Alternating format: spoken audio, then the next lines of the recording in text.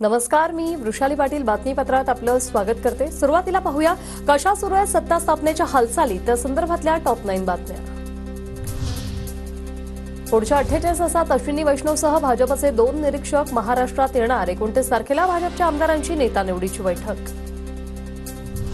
मुख्यमंत्री पदासाठी देवेंद्र फडणवीसांच्या नावावर दिल्ली शिक्कामोर्तब। गृह मंत्रालयही फडणवीसांकडेच राहणार, सूत्रांची माहिती। एकनाथ शिंदेंकडे नगरविकास खातं कायम तर अजितदादांकडे पुन्हा अर्थ खातं जाणार असल्याचीही सूत्रांची माहिती। एकनाथ शिंदेंकडून मुख्यमंत्री पदाचा राजीनाम्यावेळी फडणवीस अजित पवार उपस्थित। काळजीवाहू मुख्यमंत्री म्हणून एकनाथ शिंदे यांची नियुक्ती। एकनाथ शिंदेंना उपमुख्यमंत्रीपद स्वीकारणं अवघड होईल। शिंदेंनी उपमुख्यमंत्रीपद स्वीकारावं, अन्यथा केंद्रात मंत्री बनावं। रामदास आठवलेंचा एकनाथ शिंदेंना सल्ला। आठवलेंकडून एमएलसी आणि मंत्रिपदाची मागणी। ठाकरे एक चॅलेंज उभं करणारा जो नेता आहे त्या नेत्याला केंद्रामध्ये संधी मिळेल।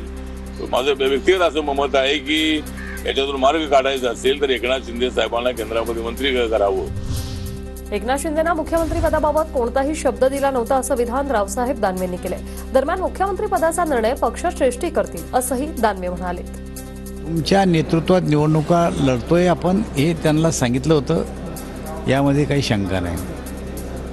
मुख्यमंत्री पदाचं तसं काही चर्चा किंवा कोणताही शब्द नाही, कोणालाच नाही, त्यांचा आम्हाला नाही, आमचं त्यांना नाही। मुख्यमंत्री कोण याची आज किंवा उद्यापर्यंत घोषणा। अजून कोणाचंही नाव निश्चित नाही। जो निर्णय होईल तो शिंदेंनाही मान्य असणार।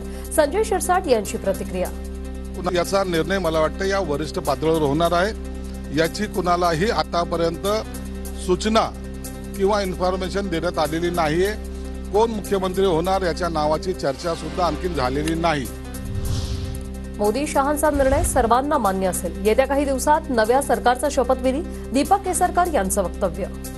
प्रत्येक कार्यकर्त्यांच्या भावना असतात की आपल्या पक्षाचा मुख्यमंत्री व्हावा, परंतु तीनही पक्षांनी स्पष्ट सांगितलेलं आहे की जो निर्णय आदरणीय मोदी साहेब आणि शहासाहेब घेतील तो सर्वांना मान्य राहील। भाजपचे 10, शिंदेंचे 6 आणि दादांचे 4 आमदार मंत्रिपदाची शपथ घेणार। दादांचे 3 आमदार कॅबिनेट तर 1 जण राज्यमंत्रीपदाची शपथ घेणार, सूत्रांची माहिती।